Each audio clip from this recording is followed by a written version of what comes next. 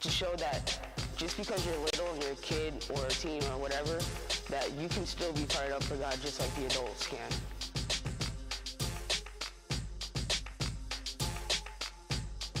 When you're united for Christ, you're always ready to share the word with other people.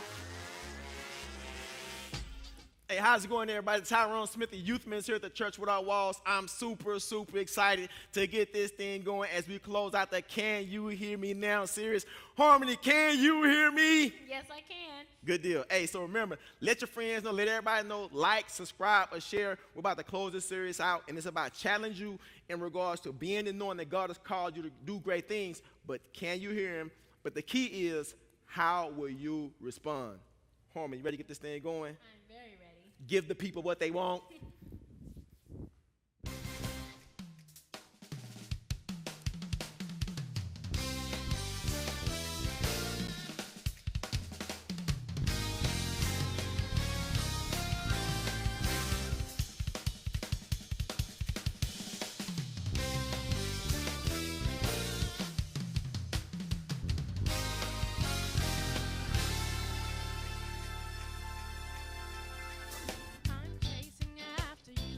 No matter what I have to do, 'cause I need you more and more. I'm chasing after you, no matter what I have to do, 'cause I need you more and more. I'm chasing after you, no matter what.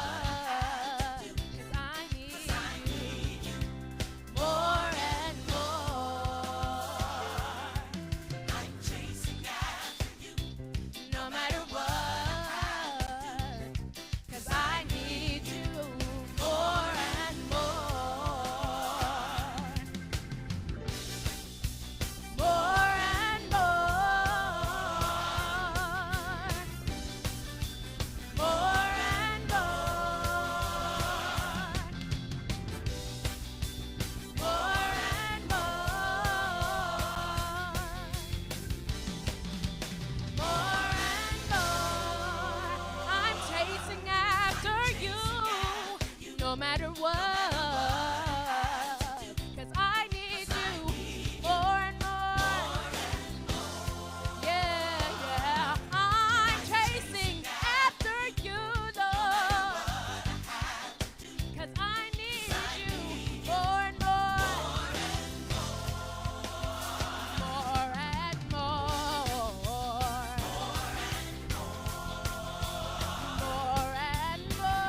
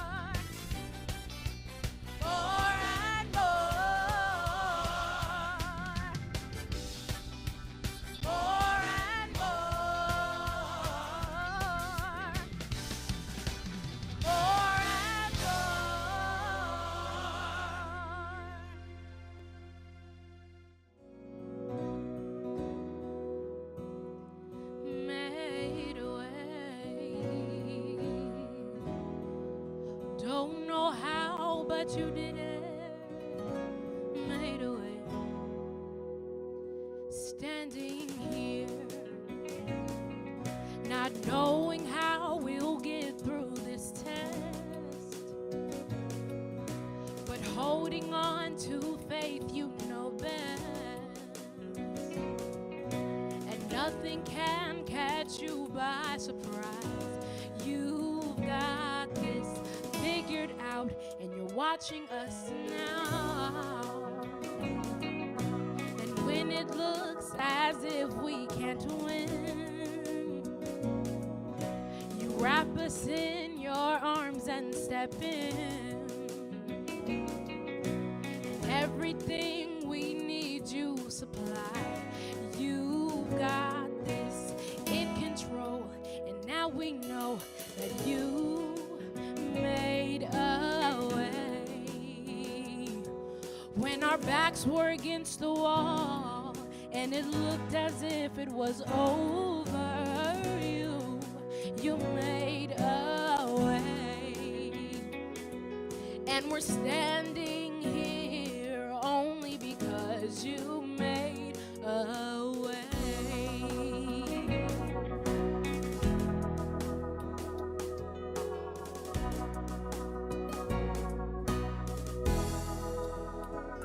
And now we're here,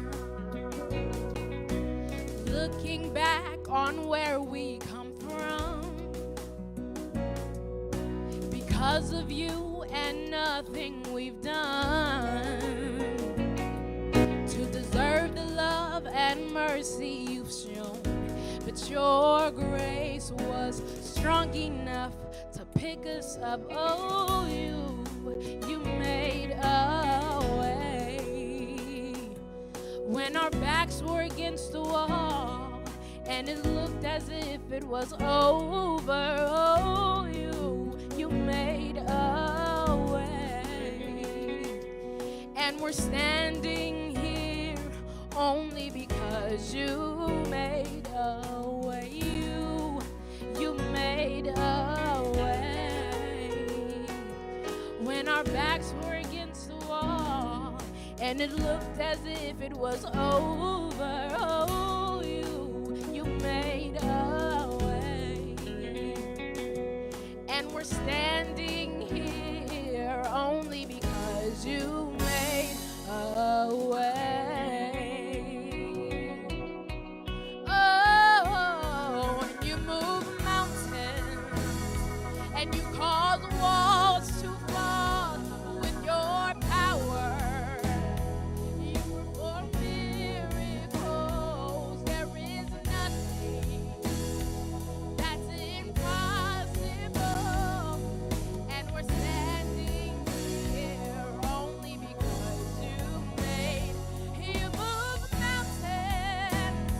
You cause walls to fall with your power. Perform miracles. There is nothing that's impossible. And we're standing here only because you move mountains. You cause walls to fall with your power. Perform miracles. There is nothing that's impossible. And we're standing here only because you made. And we're standing here only because you made. We're standing here only because you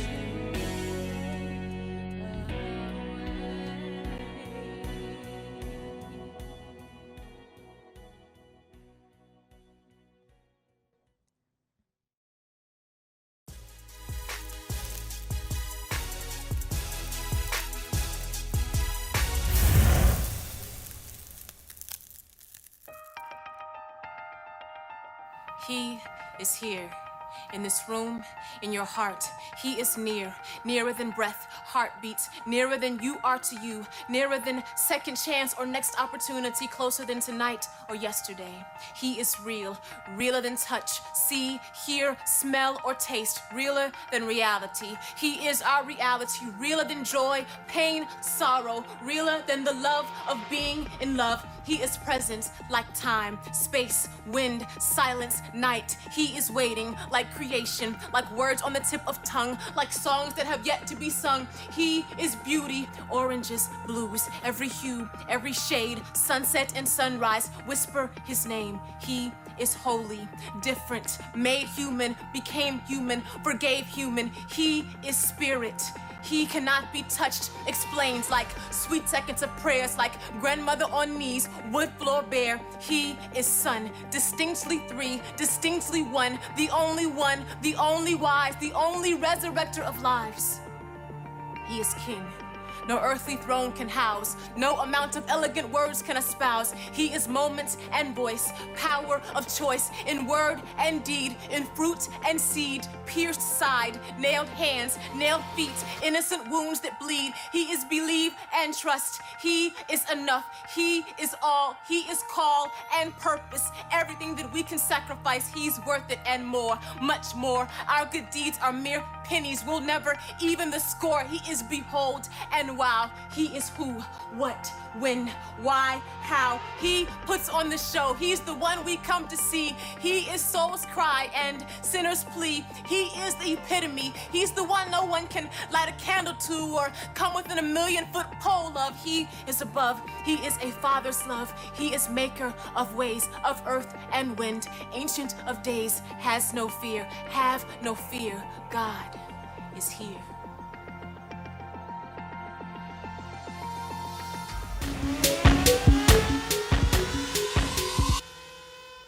Hey, how's it going, everybody? I'm really excited, man, to actually close out this particular series. Can you hear me now? It's been a phenomenal past 4 weeks where we talked and dialogued and discussed about what it truly means to actually hear from God. Yes, I know you're actually checking me out and like, man, does the brother have a bullhorn in his hand? Yes, I have a bullhorn. And the reason why I actually have this bullhorn, because there was a point I wanted people to hear me. Yes, I needed them to hear me like loud and clear, like very clear. So I actually had a bullhorn. You may be asking, like, man, why did you need a bullhorn? When did you need a bullhorn? Have you ever coached middle school kids? Think for a moment. Maybe, maybe not. But if you've never coached middle school kids, you will have no idea what I'm talking about. So here it is. My wife and I, we're the volunteer coaches at our son's school. We're the middle school track coaches. And so we support the track team. And then, like, I'm trying to get the kids' attention, right? I'm, like, yelling and I'm screaming at my loudest, and yet these kids could not hear me. And I told my wife, I said, you know what, Monica? We have about 4 bullhorns. Yes, we have 4 bullhorns in our garage, and don't ask me why, but we have 4 bullhorns. And this is like the largest of the bullhorns that we actually have. Yes, and so I told my wife, I said, you know what, Monica? I'm going to get the largest bullhorn, and I'm going to take it to practice, the one with the little mic on it. And I'm going to make sure I have the bullhorn with the supersized batteries so the kids can hear my voice clearly. She's like, Tyrone, really? I'm like, yes, I'm taking the bullhorn. So I took the bullhorn to track practice. And I'm ready to start calling kids names so they can hear and understand my instruction in regards to my guidance on the track. You know, arms and knees. I need your knees, toes up. I'm trying to bark out instructions. And my bullhorn didn't work. I put brand new batteries in the bullhorn. This is the biggest bullhorn in the Smith household, and I was unable to use it. But I needed it to work. And my wife, she was like, Tyrone, like, really, what you got to understand, it's all about the relational capacity. I'm like, what do you mean? She's like, it's the relational capacity. I'm like, okay, she's getting spiritual right now. She's like, what you got to understand, Tyrone, by you connecting and engaging with the students over the next couple of weeks, and they get to know you and you get to know them, by you spending quality time with them, they will know your voice. They will hear you call, and they will answer. You won't have to yell. You will not have to scream. You will not have to get one of the 4 bullhorns that we actually have at our household and get the biggest one, by the way. Just relax, spend time, connect, and engage with the young people And I can assure you, based on your relational capacity, they will hear you, right? They will answer the call, they will heed instructions, and they will be okay. And I was like, thank you, beautiful wife of mine. And so think about this.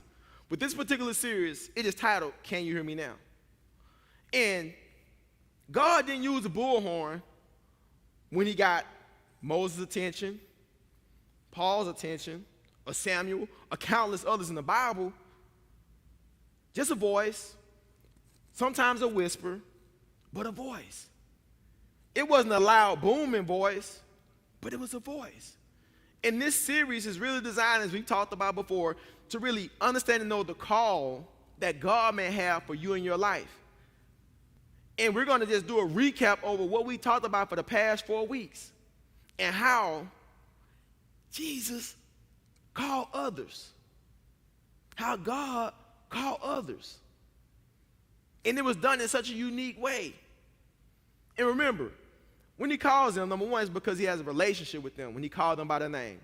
But in this series, he called individuals by their name twice. That means he has a close relationship with them. And whatever it is he's going to say was super important. And so what I want y'all to think about for a moment, when you think about, can you hear me now, and the call that God may have for any one of you, is more so about how do you respond. Think about that.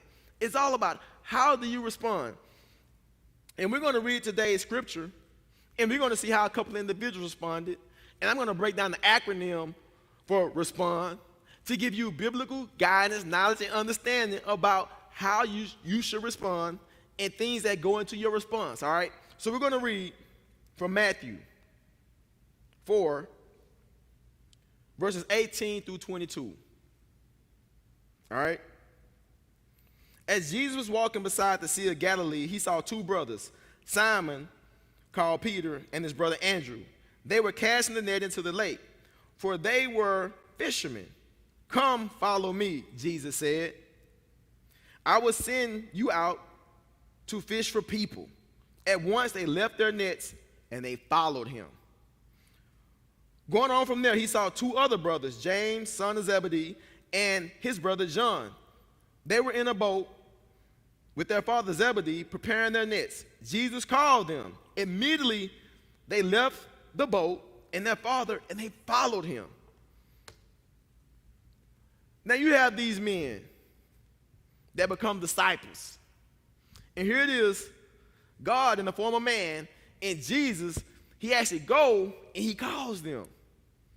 He said, man, stop what you're doing. I need you to roll with me. They stop what they're doing, and they follow him. And then he goes to another set of brothers. He tells them, even though you're with your father, dude, I mean, I know that's your dad, but I need you to stop what you're doing, and I need you to follow me. And they stopped what they were doing, and they followed him. I'm like, man, could you imagine, though? Think about that. I'm a dad. I have two boys, TJ and Tyler. And then some man just like rolled up. It was like, TJ and Tyler, I need you to like stop what you're doing. I need you to follow me. And I'll be like, oh, yeah, I y'all mind. But Jesus, man, he had it like that. God in the form of man, he actually had it like that.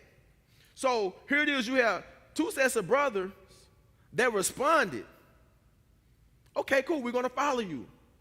But not everybody respond like that. If God is calling you, how do you respond? If God is challenging you, how do you respond? And what we're going to do today, we're going to break down the stories that we covered over the past couple of weeks, and we're going to break down in regards to how you should respond. Number one, when you think about respond, it's about realization. It's about realizing that God has a purpose and a plan for you. If God calls you in a unique way, and we're going to talk about some of the unique ways here shortly, it's about realizing and knowing that God has a purpose and a plan for you. You could not have told me when I was in the 5th grade, this troubled kid at Ridgemont Elementary that got in trouble all the time, that people picked on me, talked about my head was too big, I was antagonized, I was bullied, I had low self-esteem. You could not have told me as a 5th grader or a 4th grader or a 7th grader or a 9th grader that God would actually have a purpose and a plan for me in my life. That wasn't my reality. So I thought. But I need each of you all to realize and understand and know that in your life, I need you to realize that God has a purpose and a plan for you.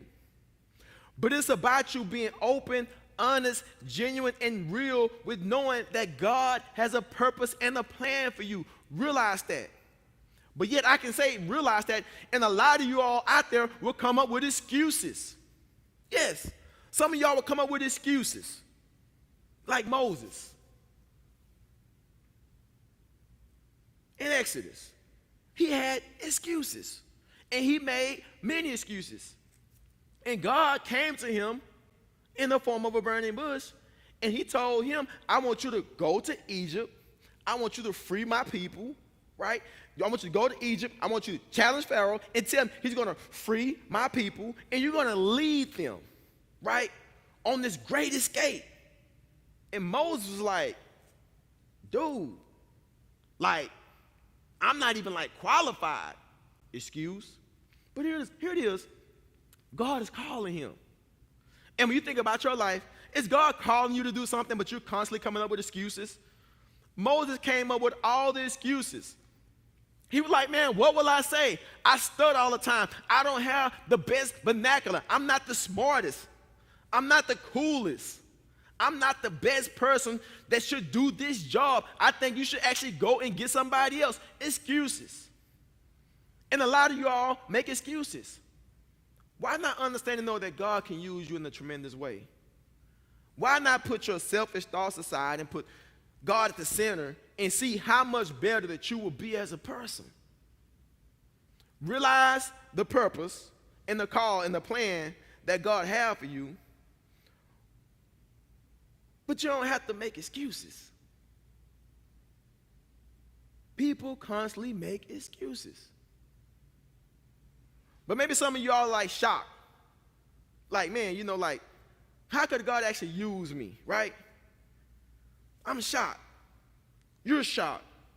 Maybe like Paul. Paul was shocked. Could you imagine Paul's story in Acts? Paul of Tarsus, who used to be called Saul, who persecuted Christians because he didn't believe anything about the Father, the Son, and the Holy Spirit. He was like, man, I'm going to kill everybody that believe. You know, he just killing people, just done with them. But yet he had to take this journey to Damascus. And on the road to Damascus, he was hit by this bright light. And he heard this voice.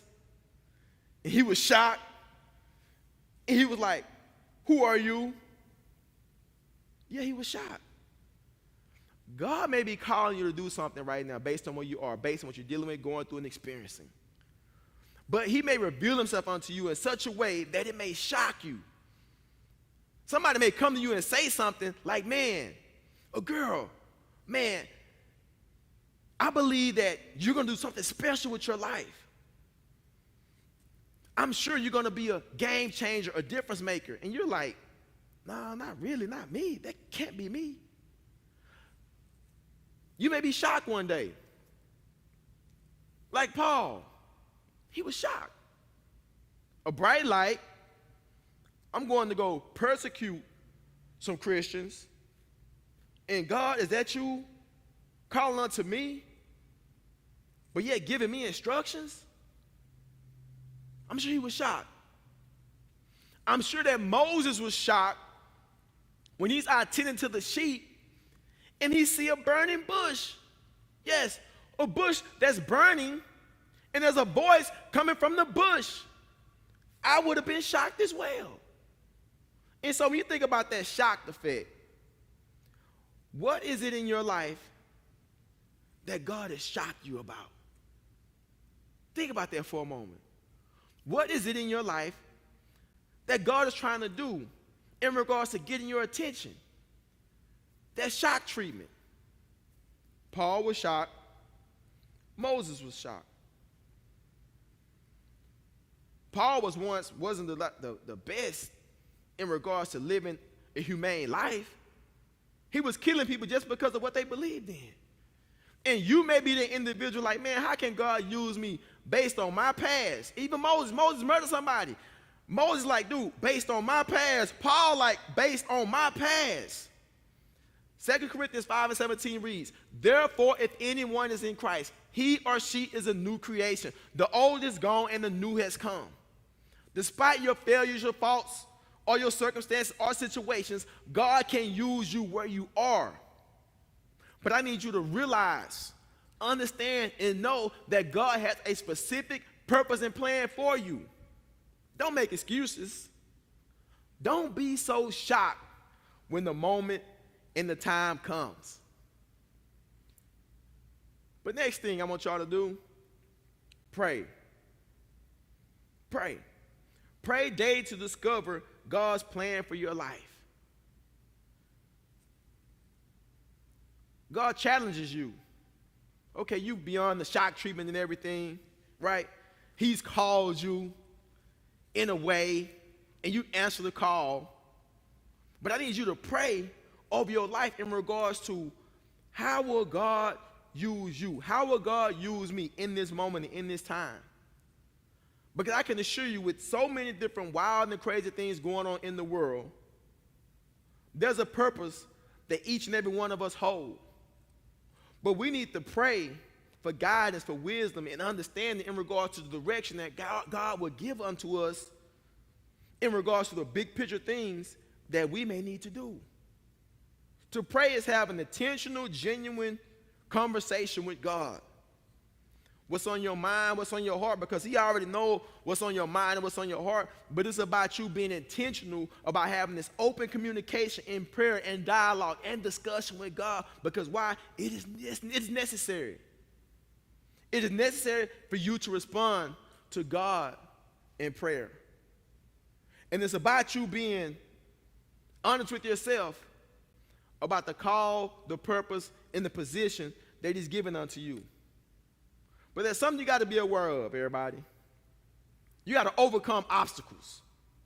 Overcome obstacles on your way to God. If you want to follow God's call, you will encounter various obstacles. Yeah, you're going to encounter various obstacles. There are things you're going to deal with and things you're going to go through. There were things that Moses dealt with and Moses actually went through. Obstacles. But think about this for a moment. If you've ever wanted something in life and you put your all in, there were obstacles that you had to overcome.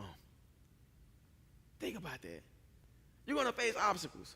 I remember I was playing football one year, and I remember talking to this guy about ministry and about life and about being a believer. And one of my teammates was like, man, it don't take all that. And I'm just like sitting up here like, man, like, dude, why? Number one, I'm not even talking to you, number one. Like, why are you in this conversation? He's asking me some pertinent, specific questions, and he's just hating. Understand this, guys. There's a hater born every 2.4 seconds, but you have to let your haters be your motivators. Guys, understand this. Haters actually motivate you to get beyond the circumstance and the situation in regards to a hater is an obstacle. Failure. Unforeseen situation. Obstacles come up. People come up that are used as obstacles, as haters in certain circumstances and situations. But understand this. If God has called you to do something, be true to it. Moses had to be true to it because he had obstacles. He had to prove to Pharaoh all these different things that were necessary in regards to the bigger picture, but they were just obstacles. Don't let anything hold you back, because for the past 4 weeks, we've talked about in depth about what it means to really answer the call in regards to your life, your purpose, and your mission. It don't matter what people say or think. It don't matter what happened, because life happens. We're dealing with a great obstacle right now, COVID-19. We're dealing with COVID-19, but yet ministers around the world, teachers around the world, cameramen, women, AV teams around the world are not going to let COVID stop them from proclaiming the gospel. We're coming to you virtually right now. Facebook, Instagram, YouTube. We're coming to you virtually. We're overcoming the obstacle. We can't let COVID-19 hold us back from fulfilling the purpose that God has given us.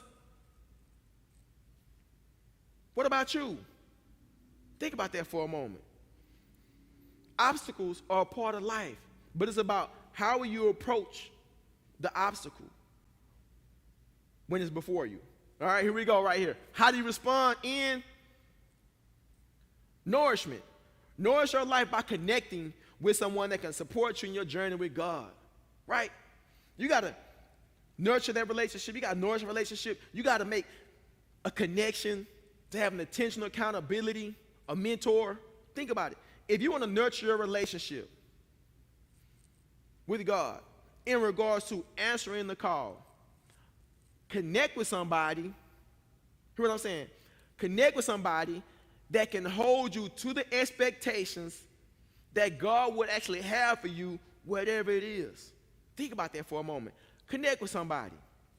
For me, when I think about my connection in regards to my journey to ministry, I think about my coach, Dennis Brantley. He was my 8th grade coach. And the thing about this particular man, I really appreciated everything about him because he was a believer. He loved the Lord. He loved his family. He was athletic. He's my track coach. And he was just like all about doing things the right way. So he was like my first mentor and accountability partner in ministry because he invited me to a Bible study as an 8th grade student. Fellowship of Christian Athletes had a Bible study before school. He invited me. He said, Tyrone, come to our Bible study. I'm like, man, Bible study is at 6:30 in the morning before school. I'm not coming to school extra early for Bible study. He was like, Tyrone, we have free donuts and orange juice. I was like, dude, sign me up. I will be there. How many donuts can I get? Can I get a dozen? I digress. I'm sorry. But I was there.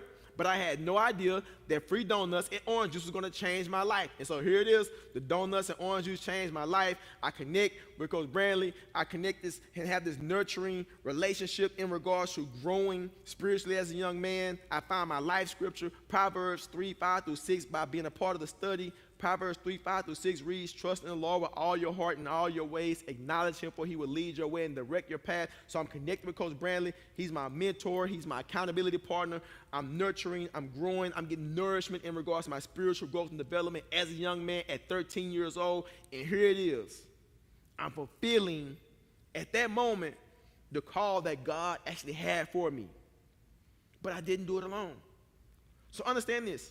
In regards to your life journey, in regards to whatever God will have you to do or be, connect with somebody, a mentor, somebody that will hold you accountable in regards to the expectations and the life journey that God will actually have for you. Think about that for a moment. Think about that. Connect. Be intentional. And that's one thing that we're going to see here as we go to the next point. Devote. Devote yourself to God daily for guidance in your life. Make time for God. When I think about devote in regards to how you should respond, I think about Samuel. In 1 Samuel, God called out to Samuel. Not once, not twice, but 3 times. And when God called out to Samuel, the first couple of times, Samuel actually thought that it was Eli calling him, but it wasn't Eli. And so Eli responded, God is calling unto you. Be in tune to what he was saying. And from that moment on, Samuel stayed close to the Ark of the Covenant. He became more devoted and connected so he can hear clearly what it is that God would actually have for him. And think about this for a moment. It don't matter your upbringing, where you're from, or where you're at. If you devote more time to God, you can clearly hear and see what it is he may actually have for you. Despite the fact that we live in a noisy world, it's about you understanding and knowing your devotion is key. So if you make time for God, and that time is quality time, God will reveal himself unto you. Think about that for a moment. If you spend intentional quality time, look at Paul, who used to be Saul, Moses, Jonah, David, Samuel, Martha, Mary. I mean, the list goes on and on. But they all devoted their time. And once you devote your time, you respond in such a way where, yeah, you realize you're not overcome by excuses. You know what I mean? Yeah, there may be some shock, but you have time to pray, right? And you can't overcome those obstacles because why? You prayed. But yet, there's a nurture relationship because you have nourishment. Because why? You've devoted time. Can you hear? But it's hard to hear if you haven't made a decision.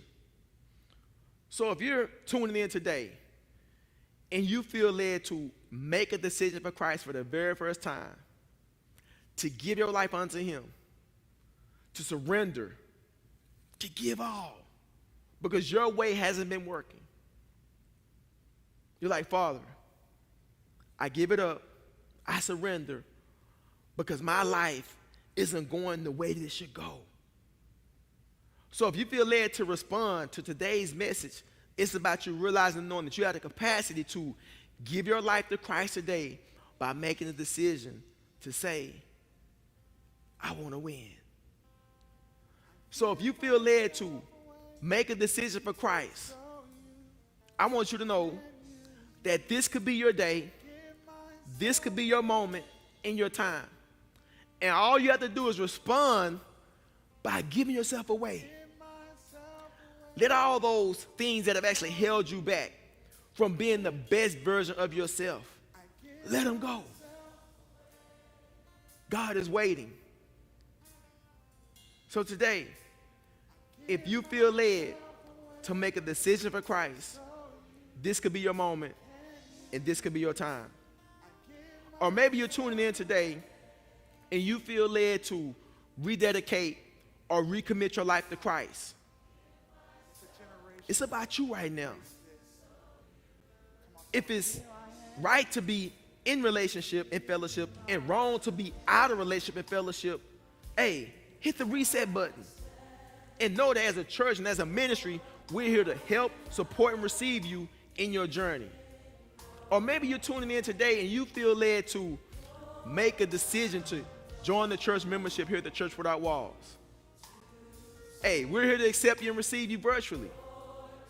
So if you're here to give your life to Christ today virtually, rededicate your life to Christ, or be a part of the church membership, we celebrate you. We give you a virtual handshake, a virtual hug, a virtual round of applause. And what I want you to do, I want you to go to churchwithoutwalls.org and go to the guest tab, all right, and click accept Christ or join the church. And somebody from our assimilation team will connect and get you going with everything that we have going on here at the Church Without Walls. So we just thank you for making the decision that you've made, and we celebrate you. It's truly an honor and a blessing that you're with us here today, and we thank you. Hey, thanks for tuning in today, man, for being a part of this special message as we close out the Can You Hear Me Now series. It's been a phenomenal moment in time and opportunity to really dive deep into moments and times biblically where God called individuals personally by their name. And if that's you, man, hey, heed the call.